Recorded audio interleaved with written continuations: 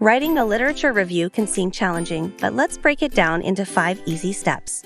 First, choose a topic related to your research. Make sure it's focused enough to find relevant sources but broad enough to explore various perspectives. Next, search for credible literature. Use academic databases, journals, and reputable sources. Aim to find a mix of recent and influential studies. Then, evaluate each source critically. Group them by theme, method, or time period. This organization helps structure your review logically. Now, it's time to write. Summarize each source, but go further by analyzing connections, contrasting ideas, and pointing out gaps in the research.